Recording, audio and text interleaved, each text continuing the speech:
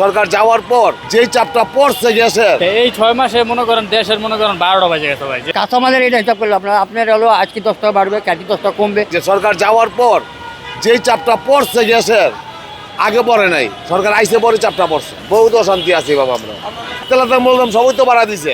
ফার্স্টে তো হলো কারেন্টের দাম, কারণে বিদ্যুৎ বাড়াইলো আগাইয়া। গরিবের কিছু খাওয়ানো, গরিবরা পারতেছে না, খালি গলার পিঠা মারতে কয় তুই এমনি মরিস না, তুই না খেয়ে বিজ্ঞ মর। কাঁচামালের এটা হিসাব করলে আপনার হলো আজকে 10 টাকা বাড়বে, কালকে 10 টাকা কমবে, এটার জন্য আপনি করলে লাভ পাবে না। সন্তুষ্ট বলতে গেলে আমাদের ধরেন স্বাভাবিক যারা লোক, তারা ইনকাম কম, তাতে আমার পছন্দ না। এখন চালাবে কেমন, মানে দেশকে ভালো রাখতে হবে, দেশটা জিনিসপত্র উত্তোলন করতে হবে, অন্য রাষ্ট্রকে আনার ব্যবস্থা করতে হবে। সরকারকে দাবি চাই যে দেশের জনগণকে শান্তিতে রাখুক, ভালো থাকুক, ইনকাম সোর্স দিক, চাকরি দিক।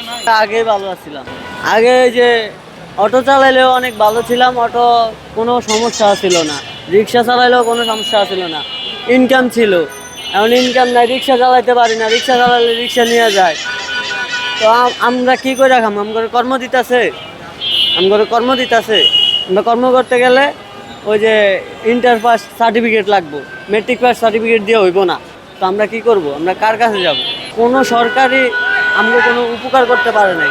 যাই হোক, আগে ভালো ছিলাম, 17 বছরে অনেক কিছুই করে গেছে, কিন্তু এখন বর্তমানে অনেক অনেক অত্যাচারের ভিতরে আছে। এই 6 মাসে মনে করেন দেশের 12টা বাজে গেছে ভাই, যেটা সত্য কথা। ঠিক আছে, কারণ বিগত সরকারের আমলে মানুষ এত হেনস্থার শিকার হয় না। আপনার মনে করেন মানুষ দিন মজুরি কাজ করলেও মানুষ ঘরে যা সুন্দরভাবে খাইতে পারছে। এখন যে পরিস্থিতি, আপনি 2 টাকা ইনকাম করলে সবই খরচ হয়ে যেতেছে।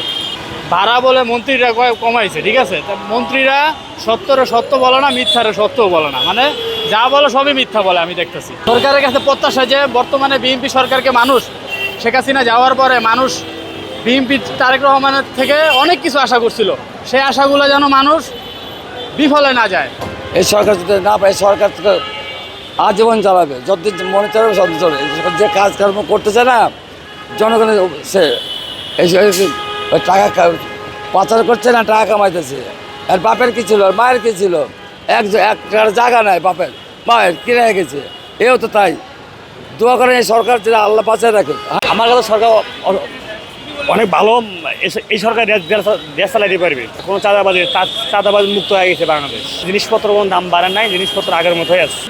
বাজার তো দাম বাড়ে নেই, কিন্তু সিগারেট ছাড়া সব বাজারে ট্যাক্স মোটামুটি কমে রাখছে। জনগণ আছে মোটামুটি ভালোই আছে, সরকারের পক্ষেই আছে জনগণ।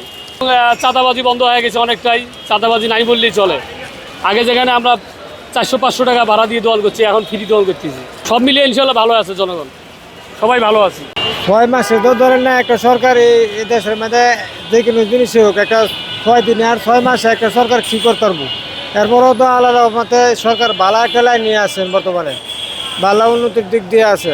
গরিব মানুষের তেমন একটা কষ্ট হইতেছে না, যারা কাম কাজ করতেছে তারা তো চলতে পারতেছে, আর যারা কাম কাজ না করে বইতে তারা তো চলার মতো কোনো লাইন নেই।